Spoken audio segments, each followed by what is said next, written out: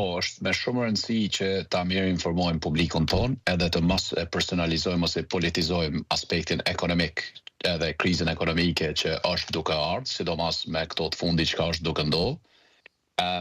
Për shkak se për dy arsye, e them këtë. E para, qeveria e Kosovës nuk ka fuqi,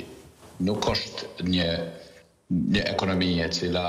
mund të ketë ndonjë efekt madh nëse quhet ta zënë ministri Morati ose kryeministri Kurti deklaron diçka next ose diçka tjetër. E para. E dyta, duhet jemi kujdes kur të vjen puna te tarifat. Dje presidentja doli me prononcim që tha që ne duhet të heqim i konvertirë qeverisë që të heqim tarifat. Ashtu na duhet të jemi shumë kujdesshëm që ta luajmë një farë loje të balancuesit në mes të forcave të Evropës dhe të Amerikës. Jo balancuesit të madh, po në kuptimin që nëse ne jemi në gjendje të heqim tarifat përderisa aleatet tonë evropian po strategjizojnë që të hakmerren ndaj administratës Trump, sepse ata mendojnë, e kuotoj pra, ata mendojnë se revanshi është mënyra më e mirë që e kupton presidenti Trump.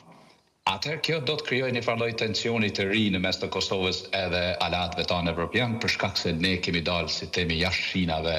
të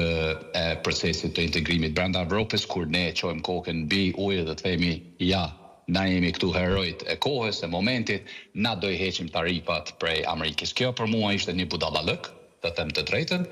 ishte shumë e ngutshme, jo strategjike, emocionale, edhe kjo për këtë besoj se me kalimin e kohës ne do ta paguajmë një çmim, ashtu kështu jemi, si themi, deli azez brenda Unionit Evropian edhe brenda instancave të Evropës, ndoshta edhe për fajin tonin, ndoshta edhe jo, kështu që ne duhet të jemi shumë të kujdesshëm që të mos e vëmë gishtin tet instancat qeverisëse, për shkak se mos harrojmë, jemi edhe në një fazë tranzicionale ku po formohet qeveria e re ose do të formohet qeveria e re, do ta kemi një parlament të ri. Si biznese, si entitete investuese, si entitete publike, si individ, si konsumator, të gjithë, më së pari duhet ta kemi një sens të pozitivitetit edhe të ndihmesës më shumë, në mënyrë që t'i kuptojmë problemet, t'i kuptojmë shumë më mirë probleme se sa të mundohemi të ngutemi e t'i interpretojmë ato, për shkak se jemi në një ekosistem arta, në një ekosistem që me të vërtet është shumë I paparashikueshëm, por është I padefinueshëm edhe për Britaninë e Madhe, vendi ku unë e kaloj një pjesë të jetës time, është shumë I vështirë të,